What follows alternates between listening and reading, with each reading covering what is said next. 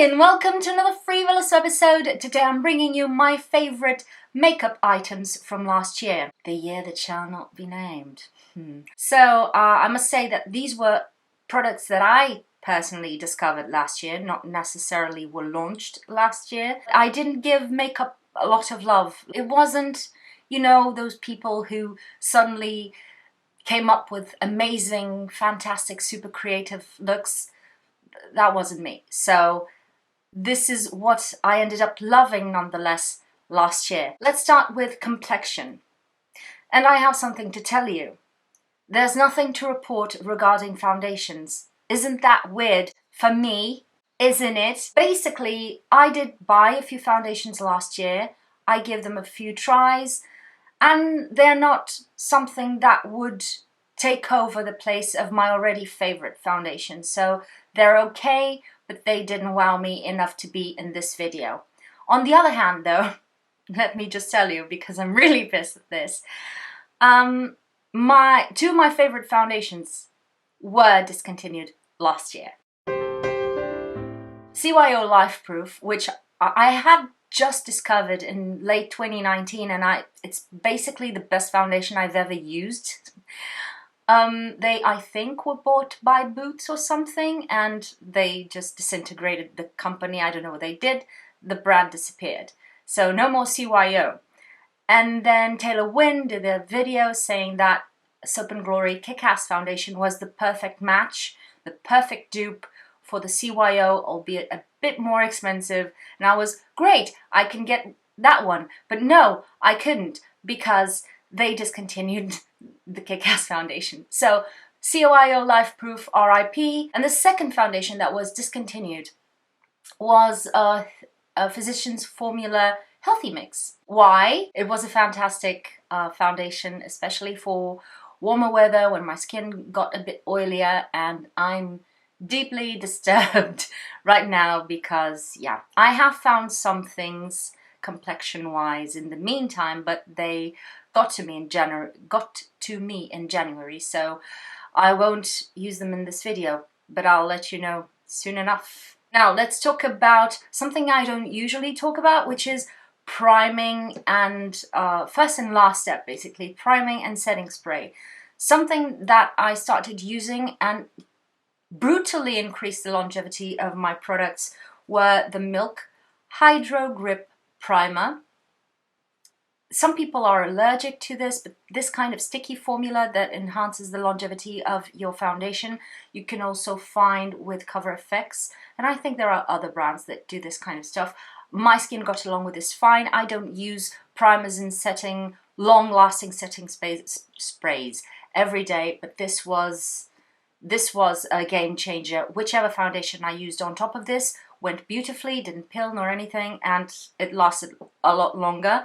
And if topped with this is the Makeup Forever Mist and Fix. I've already talked about this, so it's not necessarily last year favorite, but this is the best setting spray I've ever used. This surpasses any Urban Decay Skindinavia kind of spray that I've used personally. Terrible, terrible spray, Mr. Thingy, terrible. It spits on you. But the product in itself is basically hairspray for your face. So these two combined, my foundation will last even with masks on, which is really good. Now let's talk, still on complexion, about concealer. I did find one that I really enjoyed, and basically this is what I used mostly last year, and it's what I'm using all over my face today, because that's how I ended up using this concealer. Almost like a reinforced tinted moisturizer. This is the Makeup Forever Ultra HD Self-Setting Concealer. This has been around for a while. It was really weird to shade match because they don't use the same color coding kind of system. This is 31, in case you're wondering. It's the one I'm wearing right now. It is, as a concealer, it is not super high coverage. It's not one of those concrete concealers that I use to conceal my blemishes. It doesn't do much for blemishes and dark spots, those very highly pigmented things. Even on your dark circles, if they're very deep, you'll probably go, I always went with a corrector underneath. But On a daily basis, for a grab and grow kind of thing, I always went with this. It was enough. This works really well under powder foundations. So it's really good, again, for more long wearing products that wear well under masks. And the only thing is self-setting. Some days I felt like it set really well and it hardly needed any powdering. Other days, not so much, and I felt like it was still a bit too tacky for my liking. So you have to pick and choose between looking slightly dry by powdering or a bit more fresh but having to once in a while pat it on. I prefer the latter. Let's talk about a bronzer that I found. As you may know, 99% of the companies, the beauty companies, completely deny the existence of light olive skin tones. We are a myth. If only Cover FX and Kryl and a few others admit the existence of light olive skin tones in foundation ranges, you can only imagine that there are no, as far as I know, olive undertoned for light skin bronzers. I have made a video of bronzers that work for my olive undertone skin, but don't be fooled. They don't actually match my tanned skin, which I don't use anymore, but you know what I mean. I can make do with other ones that I've previously suggested, but this is the closest I've found to my skin. This is the Fenty cream bronzer, Fenty Beauty cream bronzer, and it's the shade 05 Teddy. Now the problem is, as usual, Fenty is not acknowledging light olive skin tones. This is meant for a deeper skin tone, for sort of a medium to tan. But because it's a cream, I can make it work for myself. It is a bit more hard work than I would like, but it is the only olive tone bronzer that I've found so far. So this is a cream, but it doesn't look oily or greasy on the skin. It doesn't look creamy on the skin, but it's not a cream to powder finish either. It is a bit difficult to work with, to sheer out, to blend into something, especially if you have already set your skin, but it's not impossible. It's a strange texture because it looks really fatty, oily in the pan, but then when you apply it, it just sticks to the skin without looking greasy, and it's strange. I need to use a very light hand, a sponge instead of brushes because they pick up too much product, and it's really easy to look dirty with these kinds of with this color if you are light-skinned. But it's the closest match to my actual tan, and I'm grateful for that. Next product is a blusher, and I bought this on a whim on a sale at online Sephora, and this was the only color that was on sale, and I said, what the heck, I want to try that formula, and oh my god, I want all the bronzers with this formula. This is the Becca Luminous blush. This is gorgeous, and I know this has been around for years and nobody talks about them because people are like, I don't know, fishes. They forget everything after 10 minutes. But this is a fantastic formula. This is highlightery, and for those of us who, especially in the summer, I have combination skin, but some people are oily throughout the whole year. Those people who love to see that texture of mixing, like I usually do, a lipstick with a highlighter and creating those highlighted, almost wet looking cheeks. This is not possible for some people because it would melt off after half an hour or a couple of hours, depending on how oily you are. And this is the alternative. This is a luminous blush that looks wet and dewy on the cheeks. And I love the color. This is Cammelia, by the way, but now I want all the colors. I love this product. Again, with this specific color, Cammelia, go with a light hand and work it onto the skin. Will it emphasize the pores?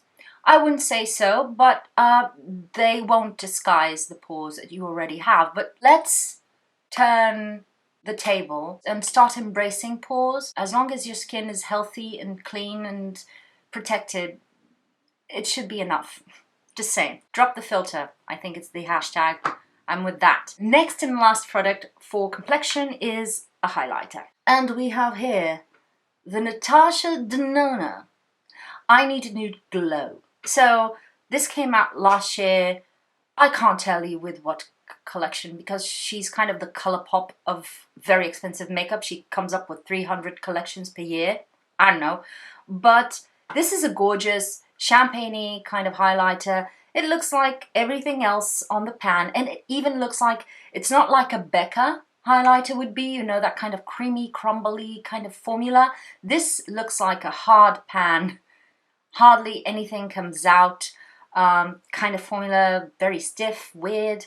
But once you start working it on the skin, it transforms. And again, it becomes kind of that glossy skin, highlighting, beautiful texture instead of metallic or something. And it doesn't turn on me, it doesn't turn grey. So it's my absolute favorite highlighter from last year. And I think this will last me, I mean, until my next reincarnation at least. Next, jump into eyes. The thing that I used the most was kind of a glossy lid that wasn't glossy. That was basically an eyeshadow. And for that, ColourPop eyeshadows are here for the win. This is Ritz. They just discontinue products. So I don't know if at the time of this recording this shade still exists. It should, but I can't guarantee it. But something similar would be on the website, I would guess. Although they discontinued mittens, which I'm pissed about. But this color is kind of like a topper. It has that reflection on it, and it at a glance it looks like that glossy lid that everybody loves. You can use sort of a night gloss or something slightly sticky underneath to make it even stick more to the lids. It doesn't flake on your face throughout the day. It stays put pretty well. And I've really enjoyed using this. This is one swipe, you're good to go. Nothing to worry about, to faff about. And the other product, I didn't give this enough love, but this was definitely my favorite acquisition from last year. This is the ColourPop So Jaded palette. This is a collaboration between Kathleen Lights and ColourPop. It's a second collaboration of hers that I purchased actually because I really like the color stories that she comes out with. This color story is one of the best I've ever seen throughout, and it seems a bit chaotic at first glance, but most people already have their neutrals for one, and you have a few neutrals in here spread around, but you have so many playful pops of color and colors that I find are flattering and look good. Kind of dusty jewelry colors like this, and then this chartreuse here. I mean, you have a lot. The only thing I don't care for are these two glitters. I would much prefer them to be replaced with other colors or even with other Super Shock shadows. This diamond color here is a Super Shock and it's bloody amazing. Close to Ritz, actually. I didn't give it enough love. As I said, I wasn't too expired. Yes, that's how I felt. But I wasn't too inspired to do a lot of eye makeup looks and whatnot. But this was something that I kept wanting to reach for, you know? The other thing that has been on my eyes throughout the whole year is a bit of burgundy. Oh yes. ColourPop cream gel liners, they usually have something within this kind of color. The other one I had was not this one. It had another name, but it's kind of the same thing. This is Charmer. At the moment, this is the burgundy color available at ColourPop. And I really love this kind of color on my eyes. Just a little touch of this. It kind of brings out my eyes, makes them look a little bit lighter, more greeny perhaps, which I kind of enjoy. This was the color that when I wanted to add a little bit of something to my eyes, but I wasn't in the mood for just studying my palettes or going for black or brown, this was the thing that was really quick to pop on and it's done. And the other thing is the Kiko Smart Color Mascara. At that time I couldn't buy the burgundy mascara from ColourPop, so I got this from Kiko. It was sold out because ColourPop. But I'm really happy with the formula on this one. It is slightly volumizing, it is nice, it doesn't melt down my face too easily, although it's a classic mascara, so it will eventually not last as long. But it's a very nice mascara, and it's one of those things that when you don't want to wear black, a stark black, this is a good alternative that is not brown. You know? That's why I bought it, and it's super affordable. We're getting there, people, I swear. Next product is a brow pencil, which is weird for me, but anyway, here we are. If I'm recommending a brow pencil, it has to be amazing because I never talk about brows. This is the CATRICE Slim'atic Ultra Precise Brow Pencil. This is it has one of these really tiny nibs. Oh, I'm out of it already. Great. This is my 4th pencil or something. This has been on CATRICE's shelves in store for almost a year now, at least a year now. So I want to believe this is part of their actual staple basic collection. It's not something seasonal, but this is a fantastic brow pencil. It's tiny. It has enough pigment to actually do something. It's not too greasy that it will melt on your brows. And it's really small, so it's really good to do fine detailing with it. When you want to fill in, you want something a bit quicker, but if you want something that you need to go around the edges of the brows, you need something a bit more precise, this is the one. Comes with a spoolie. Again, I'm on my 4th. I use the darkest color, and I can't tell you, oh, it's 040 Cool Brown. €3, I think, or something. Super inexpensive. Lovely. It doesn't come with a lot of product though. It could be smaller. They could make it kind of this big if they wanted. Last products are 2 from the same collection and are lips. Can we guess? 3, 2, 1. Did you say Lisa Eldridge? You were right. We all know, I think, the Lisa Eldridge velvet lipsticks. They are fantastic. But I wanted to talk about 2 new formulas that she came out with, which is the pencil and the gloss.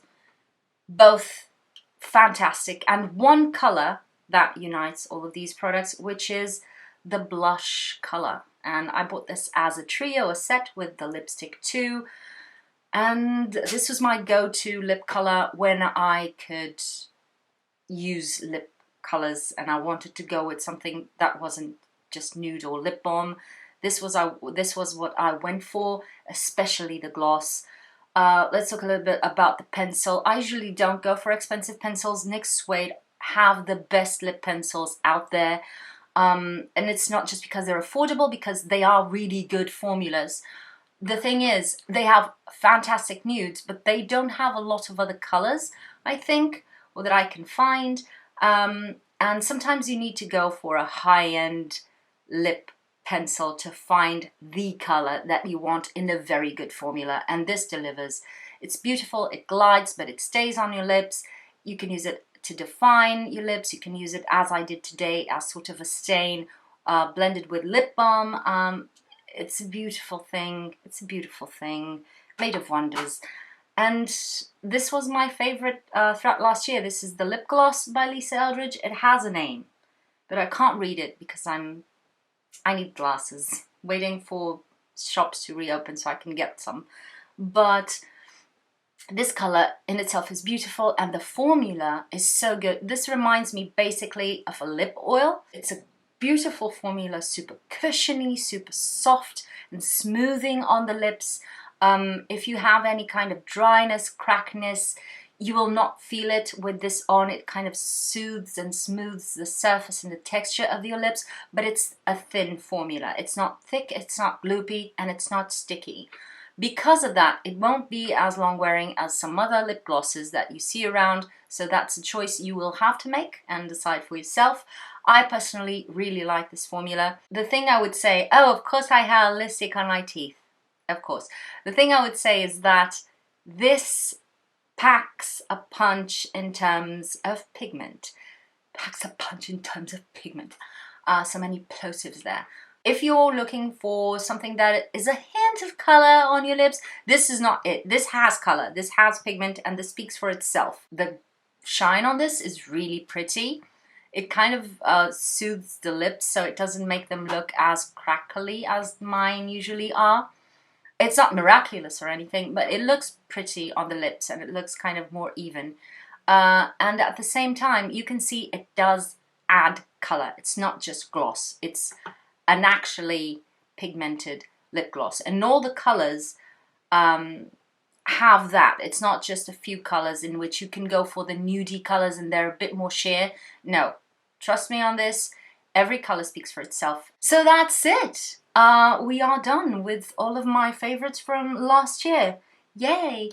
Some of these things I didn't use as much as I would like, as I said, but they were kind of things that I went for when I wanted to go back to playing with makeup in an easy way, I would say. Let me know in the comments below which were your favorites from last year, which things did you discover or rediscover that became a part of your stash, of your repertoire. And also let me know down below which were your skincare favorites from last year. And were you one of those people that really rediscovered their artistic vein? Did you take that time to play, if you had the time? Did you take it to play with makeup and become more artistic? Did you not? Did you just stay away from makeup and just wore your bare face? Let me know. I want to know everything. I want to talk to you. I missed you a lot, so fill those comments down below with good things. We all need them. And other than that, if you haven't, please do subscribe. Let me know if you've liked this video with a thumbs up. Let other people know that I exist, talking about me to them. And as usual, thank you for spending your time on me, and I'll see you on my next video. Bye!